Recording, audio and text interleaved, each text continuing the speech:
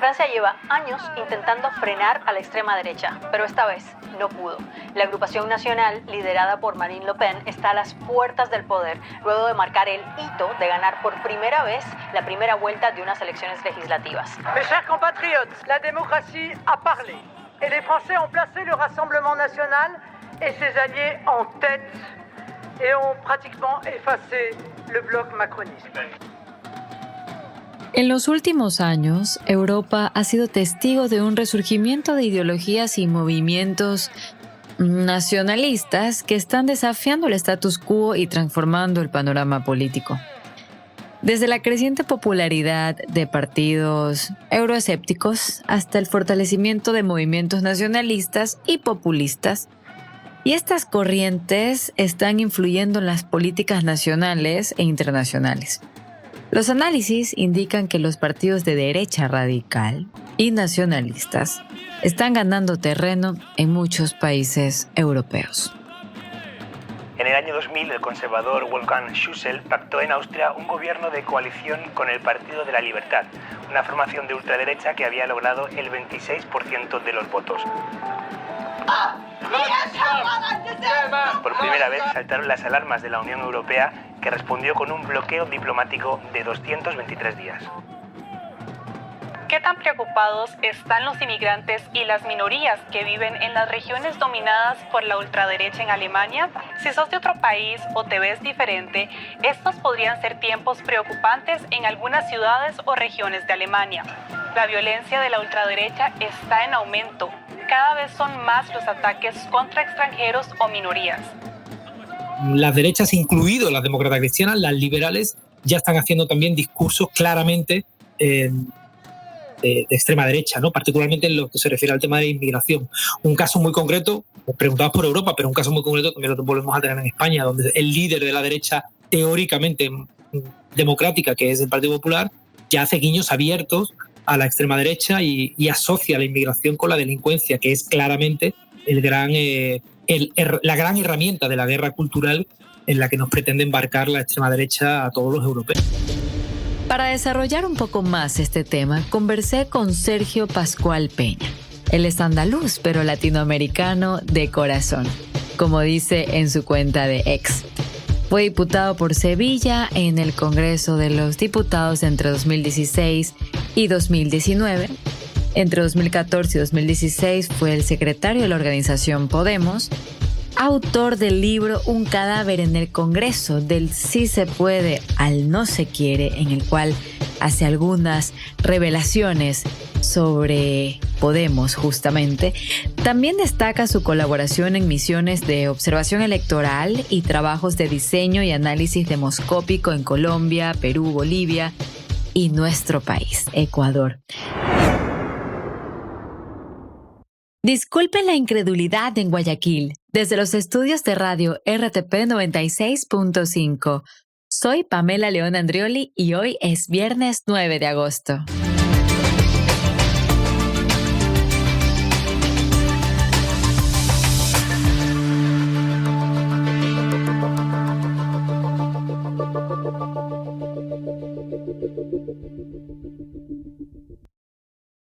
¿Cómo describirías el actual panorama ideológico en Europa? Porque pareciera que hay tensión y distensión de ciertos lados, pero aún no hay nada muy concreto que pueda definirlo. No sé cómo lo podrías explicar tú. Bueno, partiría de un hecho, y es que en Europa las derechas tradicionales han sido derechas asociadas al marco liberal, demócrata cristiana, si se puede llamar así, ¿no? Particularmente las derechas fundadoras del Pacto Europeo, porque las derechas mediterráneas, la española, la italiana, la portuguesa no tanto, pero particularmente la española y la italiana sí que han sido siempre unas derechas más parecidas a las latinoamericanas, es decir, más dextropopulistas, por decirlo de alguna manera, ¿no? Más derecha dura, si lo queremos llamar así, ¿no? Y hasta hace 15 años aproximadamente, cuando le da el relevo Le Pen padre a Le Pen hijo en Francia, esas derechas liberales, demócratas cristianas, de alguna manera venían conviviendo con cierta fraternidad y con unicidad de horizonte con las socialdemocracias europeas, ¿no? Muchas de las cuales se habían hecho socialliberales también, pero venían trabajando y venían cooperando de forma bastante, digamos, funcional. De la misma manera que el Partido Republicano en Estados Unidos cooperaba y se intercambiaba en los gobiernos, se alternaba en los gobiernos con el Partido Demócrata durante los últimos 200 años. Pero ha habido un cambio radical y importante en Europa, casi al mismo tiempo que se ha dado ese mismo cambio en Estados Unidos, ¿no? Y es el ascenso paulatino de esos sectores de la derecha iliberal o no democrática, si lo queremos llamar así, porque desde mi punto de vista son sectores que no tienen ningún tipo de aprecio por las estructuras y las instituciones democráticas. Y estas derechas le vienen comiendo el terreno de forma acelerada a las antiguas derechas demócrata cristianas, tanto así como para hacer desaparecer partidos históricos como el de Charles de Gaulle en Francia, ¿no? O como para haber reducido a cenizas al partido Tory, al histórico partido Tory, que es quizá el partido más viejo de toda Europa, ¿no? Y ahora mismo está hecho unos zorros, ¿no? Porque ese dextropopulismo de Boris Johnson lo machacó, ¿no? Y en el caso de España sucede algo parecido, ¿no? Hay sectores importantes del Partido Popular, particularmente Isabel Díaz Ayuso, que no sé si allí sabéis quién es, pero digamos sería como la gran prefecta de la zona capital de Madrid, empuja hacia la derecha y está mimetizando al Partido Popular con Vox, que es la extrema derecha. Y, por ejemplo, ¿qué impactos se podrían ver, y ya pasando a un plano más macro, en la Unión Europea? O sea, ¿cómo crees que el revés ideológico en varios países europeos podría afectar la cohesión y las políticas de la Unión Europea? Es decir, ¿podríamos ver un cambio en las prioridades o en la forma en que se toman las decisiones a nivel europeo? Sin lugar a dudas. Podría haber sido incluso más grave en el caso de que el Partido Popular Europeo se hubiera decidido por aliarse con las derechas, que han crecido mucho en diputados en el Parlamento Europeo en las últimas elecciones europeas de hace apenas un mes, y eso hubiera podido significar un giro hacia la derecha muy ostensible. Lo que ha sucedido en el Partido Popular Europeo es que por ahora han ganado esos sectores demócratas cristianos que te decía anteriormente, y por lo tanto no se ha dado ese giro brusco y radical. Pero como tienen a un contendor en su lado derecho que les viene pisando los talones, esas derechas cada vez le hacen más guiño a un electorado de extrema derecha, pensando que de esa forma pues van a conseguir evitar que las extremas derechas les coman la tostada, si se me permite utilizar ese término que no sé si se utiliza por allá, ¿no? Y ese es el problema, ¿no? Las derechas, incluido las demócratas cristianas, las liberales, ya están haciendo también discursos claramente de extrema derecha, ¿no? Particularmente en lo que se refiere al tema de la inmigración. Un caso muy concreto, preguntabas por Europa, pero un caso muy concreto también lo volvemos a tener en España, donde el líder de la derecha teóricamente democrática, que es el Partido Popular, ya hace guiños abiertos a la extrema derecha y asocia la inmigración con la delincuencia, que es claramente la gran herramienta de la guerra cultural en la que nos pretende embarcar la extrema derecha a todos los europeos. Y las relaciones con otros partidos europeos, por ejemplo, el Partido Popular Europeo ha tenido que negociar y colaborar con partidos de diversas ideologías en el Parlamento Europeo. ¿Cómo ha manejado estas alianzas o qué estrategias han sido más efectivas para mantener la cohesión dentro del grupo parlamentario?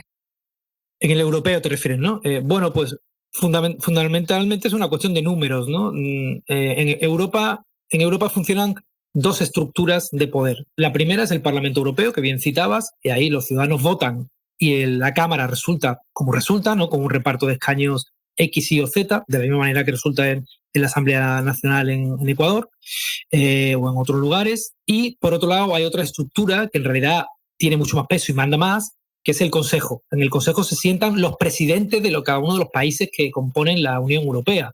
Es como si fuera el Ejecutivo, ¿no? Es un Ejecutivo colegiado que elige a una presidenta o un presidente de lo que le llaman la Comisión, que es como si tuviéramos un presidente de la República y un presidente del gobierno, ¿no? En el caso francés, ¿no?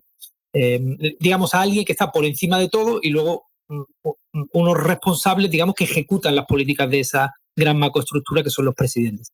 Bueno, pues lo que han hecho ha sido llegar a un acuerdo para repartirse. La presidencia de la Comisión se ha ido para el partido más votado, que es el Partido Popular Europeo, pero para el ala más demócrata cristiana, digamos, entre comillas, moderada, democrática, y le han dado al Partido Socialista comisiones importantes, ministerios, para que nos entendamos, importantes, y a los y a los liberales estrictos, que es un partido independiente en Europa, también le han dado algunas posiciones importantes en la comisión. Con ese reparto de carteras, de poderes, han llegado a un acuerdo que promete cierta estabilidad en los próximos 6 años en la Comisión Europea.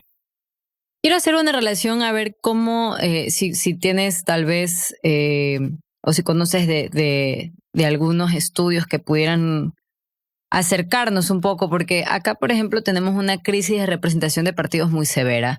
Hace poco, el informe del Latinobarómetro del 2023 destacó que el Ecuador, por ejemplo, tiene apenas un 14% de nivel de confianza en el sistema de partidos, en la asamblea, en las instituciones políticas democráticas en sí. ¿Cómo está eso allá? Es decir, ¿esta crisis de representación podría ser un tema demasiado local o consideras que es un tema más global? Va por barrios, si se me permite la expresión. Hay países que tienen sistemas de representación mucho más estables y hay otros que tienen sistemas de representación que han implosionado o han volado por los aires, ¿no? Por ejemplo, el sistema de representación francés, casi la matria de las repúblicas, ¿no? Implosionó hace tiempo, ¿no? El partido de Le Pen es un partido nuevo, pero es que el partido de Macron, que es el actual presidente, también es un partido nuevo. En Marcha es un partido que se creó para Macron y por Macron. No existía antes de Macron. Y el Partido Socialista francés y el partido de Charles de Gaulle, el gran partido que inauguró la Quinta República en Francia, prácticamente han desaparecido, ¿no? Ahora ha cogido algo más de peso el Partido Socialista, pero digamos, implosionaron. En Grecia también implosionó el sistema de partidos cuando llegó Tsipras y desaparecieron los históricos partidos griegos que ahora vuelven a empezar a coger algo de peso. Y en Italia hace mucho tiempo que implosionó el sistema de partidos, ¿no? El PD, el histórico partido democrático italiano, bueno, pues no está en la estela, y los países y los partidos que han venido gobernando han sido partidos creados a imagen y semejanza de sus fundadores, ¿no? El de Silvio Berlusconi, que quizás es el padre de toda la ola populista, incluso antes de Trump, el Movimiento 5 Stelle y ahora los nuevos fascistas, ¿no? de hermanos de Italia. Así que esos son sistemas que han implosionado. Sin embargo, hay otros que se mantienen bastante sólidos, ¿no? En Portugal, en España y en el Reino Unido, los sistemas electorales y partidarios se han mantenido bastante sólidos, ¿no? Yo diría que en función de cómo es el diseño del sistema de partidos, hay mayor o menor tendencia a la implosión, ¿no? En América Latina también lo vemos, particularmente en Perú el sistema lleva 2 décadas implosionado, ¿no? Desde que salió Fujimori rumbo a la cárcel, ¿no? Y sin embargo hay otros sistemas como el colombiano que resisten mejor y que aunque se han visto sacudidos por la incursión de nuevas figuras como fue Uribe en su momento o ahora Gustavo Petro, en realidad el Partido Conservador y el Partido Liberal son los que mayor peso tienen en el territorio en Colombia, ¿no? Así que va un poco por barrios, por decirlo de alguna manera. La Unión Europea. Hay un debate creciente, ¿no?, sobre la necesidad de una reforma para mejorar justamente su eficiencia y representatividad sobre todo. Entonces, en tu opinión, ¿cuáles serían esas reformas más urgentes que deberían implementarse? Y tal vez, ¿cómo podrían estas reformas ayudar a abordar las críticas sobre la burocracia y la falta de transparencia? Bueno, yo creo que en general la mayor parte de la población europea no tiene una conciencia clara de cuál es el rol real de la Unión Europea en lo que se refiere a la cotidianidad de sus vidas, ¿no? No es consciente de la cantidad de decisiones que se toman en la Unión Europea que luego acaban afectando a sus vidas porque las normas que se adoptan allá luego se transponen al derecho interno de todos los países, ¿no? Y en ese sentido la reforma más importante sería una reforma en la que quienes de verdad deciden en la Unión Europea pudieran ser decididos por la población y que quienes deciden en la Unión Europea elegidos por la población europea tuvieran más peso y más poder que los presidentes de los países que ahora mismo son los que mandan realmente. Es decir, que voy a decir una cosa que no es del todo real, pero para que nos entiendan los oyentes, ¿no? Da un poco igual a quién uno vote en el Parlamento o en la Comisión, no es así, es importante. Pero lo más importante de todo es a quién has votado para presidente de tu país, porque el presidente de tu país con el resto de los presidentes de los distintos países son los que van a tomar las decisiones de verdad trascendentales en la Unión Europea. Mientras que eso no cambie, es difícil que haya una conexión emocional entre la institución democrática europea y la ciudadanía europea. Dicho eso, en la práctica hoy día es muy complicado, por no decir imposible, que se tome ningún tipo de decisión de avance en esa línea o en cualquier otra, porque en realidad la Unión Europea ahora mismo está atrincherada y diciendo, voy a usar otra expresión que no sé si se usa mucho por allá, pero diciendo virgencita que me quede como estoy, porque en realidad está amenazada porque las extremas derechas quieren desmontar parte de la Unión Europea. Las extremas derechas son ultranacionalistas y su planteamiento, en particular el de Jean-Marie Le Pen, ¿no? el que es la más fuerte, es menos Europa y más Francia. Entonces, las instituciones europeas no están mirando hacia más Europa, sino en realidad a protegerse de quienes quieren menos Europa. Ok. Y por ejemplo, cuando dices eso de quienes menos Europa, de quienes menos quieren Europa, ¿a qué particularmente nos estamos refiriendo? ¿Qué es lo que simboliza eso? Bueno, las extremas derechas quieren desmontar parte del aparato legislativo europeo. Es decir, por ejemplo, querrían poder adoptar normas en materia migratoria más duras que a día de hoy no pueden adoptar porque la Unión Europea se lo impide. O, por ejemplo, Víctor Orbán en Hungría querría adoptar medidas represivas directas sobre el matrimonio homosexual que ahora mismo la Unión Europea se lo impide. O sobre el derecho al aborto de las mujeres, ¿no? O sea, medidas represivas que respecto a las libertades individuales de género, etcétera, y respecto a los derechos fundamentales de las personas migrantes que están protegidas por el marco general europeo, estarían en juego si hay menos Europa y los gobiernos dextropopulistas o directamente fascistas de estas naciones en las que ha vencido la extrema derecha pudieran gobernar a sus anchas sin esos corsés de la Unión Europea, ¿no? Estás escuchando Disculpen la Incredulidad, el podcast original de RTP 96.5 en Guayaquil. Sin lugar a dudas, igual existe una influencia fuerte del populismo y el nacionalismo, aún, por ejemplo, ese auge afecta significativamente a la política europea. Entonces, en ese sentido, puede ser que no estés de acuerdo conmigo, pero siendo así, ¿cómo crees que estos movimientos están redefiniendo un poco la política de la Unión Europea y qué respuestas tal vez podrían ofrecer los partidos tradicionales para contrarrestar la influencia de estos movimientos, en el caso de que requieran ser contrarrestados?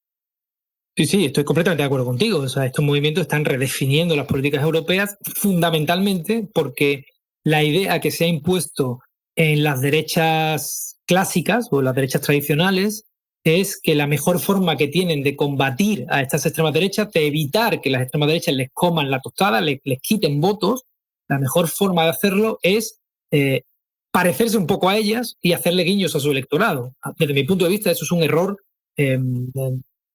desastroso, ¿no?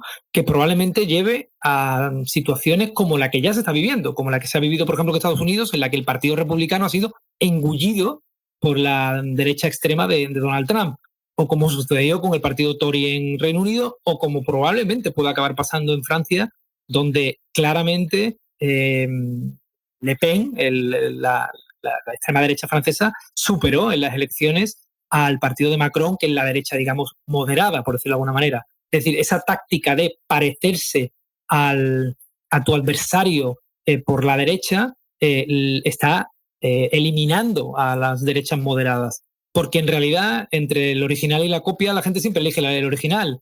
Y en realidad, si tú vas a hacer una propuesta, digamos, severa contra la migración y eres un partido de centro democrático, de centro derecha democrático, siempre te va a superar a propuestas salvajes y lunáticas la extrema derecha. Siempre te van a poder superar en eso, ¿no?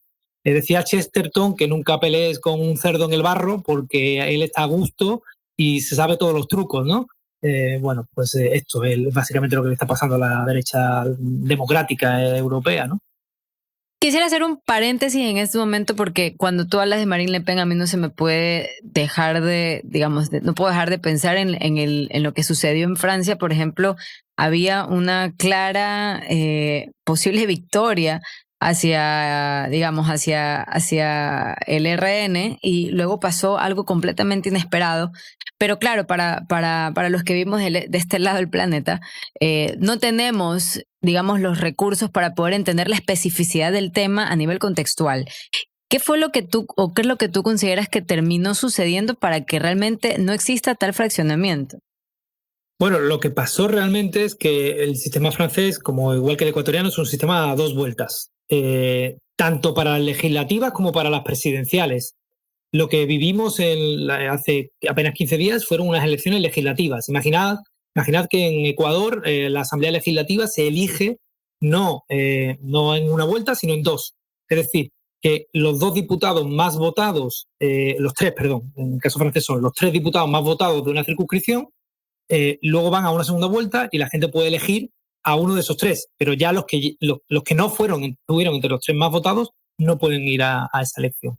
Bueno, lo que sucedió fue que la derecha y el centro derecha democrático, el macronismo, para que nos entendamos, decidió apoyar a los candidatos de otros partidos que son de izquierda, incluso algunos del Partido Comunista, cuando tenían mejores posibilidades de llevarse el diputado en esas circunscripciones.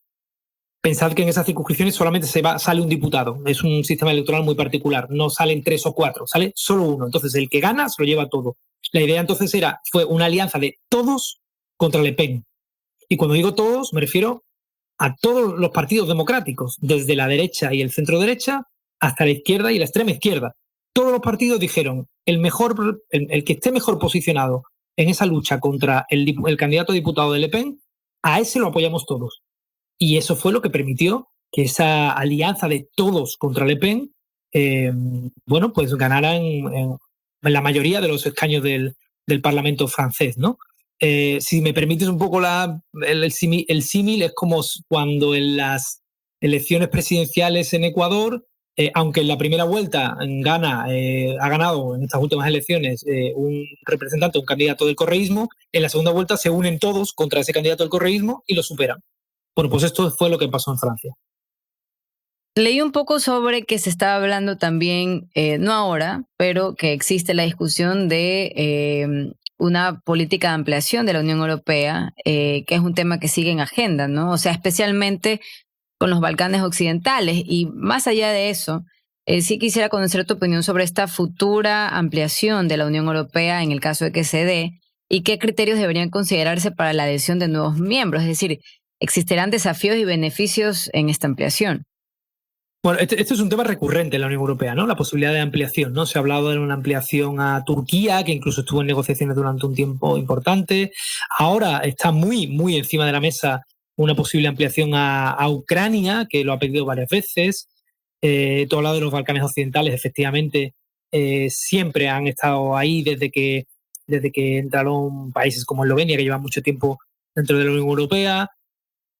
Pero tengo la sensación de que este es un mal momento para esas ampliaciones, por lo que te comentaba antes, porque ahora mismo la Unión Europea está en una situación como de alta inestabilidad, en la que cualquier movimiento podría hacer saltar por los aires los frágiles equilibrios que han impedido que la extrema derecha llegue a entrar en el corazón de las instituciones europeas. Y eso hace que sea difícil para los distintos estados calibrar lo que supondría la entrada de un grupo de nuevos países, ¿no? En cualquier caso, los requisitos suelen ser siempre los mismos, ¿no? Requisitos de convergencia económica, requisitos de nivel de déficit, requisitos de nivel adquisitivo mínimo, de desarrollo de la legislación con inclusión de cláusulas, por ejemplo, de pago de la deuda antes de utilizarlo para otros fines en la propia constitución de los países que quieren entrar en la Unión Europea. Bueno, este tipo de cuestiones normalmente de ámbito macroeconómico suelen ser las que más se ponen encima de la mesa cuando ha habido procesos de ampliación. Pero insisto en que mi previsión es que no haya nada en el corto plazo ni en el medio por esto, ¿no? Porque la Unión Europea está ahora mismo en una situación como de fragilidad ante cualquier tipo de vaivén que la pudiera desestabilizar. Pero entonces es complicado hablar de un futuro de integración europea, es decir, en un momento en el que algunos abogan por una mayor integración europea y otros por más autonomía nacional. Entonces, ¿cuál podría ser el camino más viable? Entiendo que según lo que nos comentas, según lo que me comentas, es más bien mantener esta autonomía nacional. No, yo diría que mantener el status quo. La apuesta de los partidos democráticos, tanto de izquierda como de centro democrático o de centro derecha democrático, es mantengamos lo que tenemos, porque un movimiento ahora podría salirnos por el lado contrario del que pretendemos. Pudiéramos querer pretender avanzar hacia más Europa y que los procesos de referéndum en los distintos países nos encontráramos con una votación de no solo no queremos más Europa, sino que queremos menos Europa. Así que yo diría que ahora mismo la situación es de status quo, ¿no? El nivel de integración europea ahora mismo es alto. O sea, tenemos elecciones comunes, tenemos los ciudadanos de Europa pueden votar en las elecciones municipales en cualquier país en el que vivan, hay libre movimiento de personas sin ningún tipo de restricción. Y el mercado interior está completamente cohesionado con una moneda común, ¿no? O sea, pensemos que si en algún momento se ha hablado de integración latinoamericana, Europa ahora mismo está a años luz en el proceso de integración respecto a de lo que pudiera estarlo América Latina con figuras como la CAN o Mercosur, ¿no? Que son muy digamos, muy embrionarias respecto a lo que pudiera ser un proceso de integración como el europeo. Hablemos de política de defensa y seguridad común. La creación justamente de esto que te comento, de una política de defensa, ha sido un tema que también es recurrente en la Unión Europea. ¿Cuáles son los obstáculos para que se implemente una defensa común en Europa? Es decir, ¿cómo pueden los Estados miembros superar esas barreras y qué beneficios traería a una defensa común para la Unión Europea? Me parece que no hay una concreción sobre ese tema. Yo diría que aquí no hay mucha información, porque sabes que las cuestiones de defensa no suelen ser las más transparentes del mundo. Pero yo diría que aquí pesa mucho la influencia de la OTAN. Todas las fuerzas armadas de los distintos países de la Unión Europea están muy imbricadas con la OTAN, por supuesto, y tienen relaciones muy estrechas con sus partners norteamericanos, ¿no? que sin duda son los que, digamos, más peso tienen en la OTAN. Y para esas estructuras, un movimiento de repliegue hacia una fuerza común europea probablemente significaría, bueno, pues desconectar en cierta medida de esa otra alianza, ¿no? que es la OTAN, ¿no? No digo que salirse de la OTAN, pero sí, desde luego, cuando tú tienes otra apuesta, que sería el ejército europeo, pues claramente eso debilitaría a la otra gran alianza o paraguas en el que estás inserto, ¿no? Y creo que no hay claridad de miras, ni hay voluntad expresa de los sectores militares europeos respecto a la posibilidad de ir hacia allá. No obstante, es posible que la política empuje hacia allá en cierta medida, que lo haga tímidamente con alguna estructura que pudiera ser no tanto ofensiva como de intervención en lugares donde se precisa ayuda humanitaria, etcétera. Puede ser que veamos algo de este estilo en los próximos años, porque la amenaza, digamos, rusa, entre comillas, ha hecho que se hable más de defensa europea en los lugares donde tienen que debatirse este tipo de cuestiones. Pero insisto en que no hay claridad respecto al rumbo, principalmente porque la estructura defensiva europea ahora mismo claramente es la OTAN. Por último, Sergio, hablemos de un tema que parece que también toca bastante, incluso llega hasta nuestras latitudes, y es justamente la gestión de la crisis migratoria, que sigue siendo un desafío importante para la Unión Europea. ¿Cómo podrías evaluar las políticas actuales y qué cambios crees que podrían llegar a ser necesarios para una gestión que sea un poco más efectiva y humana de la migración? Supongo que hay algunos papeles que se deben jugar también entre los Estados miembros y las instituciones de la Unión Europea en este contexto.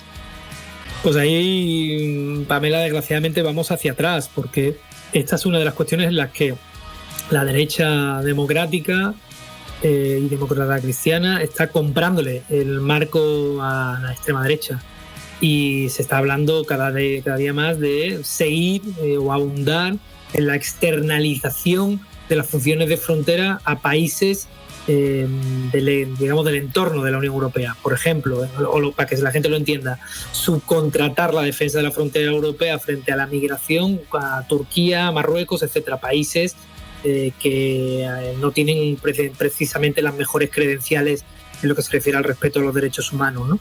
Y por lo tanto estamos yendo hacia atrás, ¿no? En lo que se refiere a la materia de la migración, ¿no? Y además de una forma muy cínica e hipócrita, ¿no? Europa no ha tenido ningún problema en asimilar millones de ucranianos que han llegado del exilio de la guerra de Ucrania, y sin embargo es muy reticente a asimilar a las decenas de miles, ¿no? de personas que se juegan la vida en el estrecho de Gibraltar o en el estrecho de Messina, rumbo a Italia, o en las Islas Canarias, buscando desde África una vida mejor, ¿no? Así que yo aquí soy bastante pesimista respecto al futuro, y lo soy tanto a escala europea como a escala nacional, ¿no? Vemos lo que está pasando en Francia, ¿no? En Italia, donde hay un retroceso claramente de las políticas migratorias hacia políticas más inhumanas de las que ya se practicaban cuando la Liga estaba dentro del gobierno junto al 5 Stelle, y también estamos viendo cómo el Partido Popular presiona en esa misma dirección. Hoy en el Parlamento español se votaba una ley para mejorar las condiciones de vida de los niños que están llegando a España no acompañados, y el Partido Popular ha votado junto a Vox para que no se tramitara esa ley, ¿no? Entonces, bueno, yo la verdad que no soy nada optimista respecto a esta situación, por desgracia. Listo, Sergio. Muchas gracias por compartir con nosotros en este espacio. Nada, un verdadero placer, un saludo afectuoso a la gente que te sigue, y a ti particularmente, amiga. Ya nos veremos por algún lugar. Espero que sea pronto. Un abracito. Chao, chao. Luego de haber conversado con Sergio, les presento la conclusión de este episodio.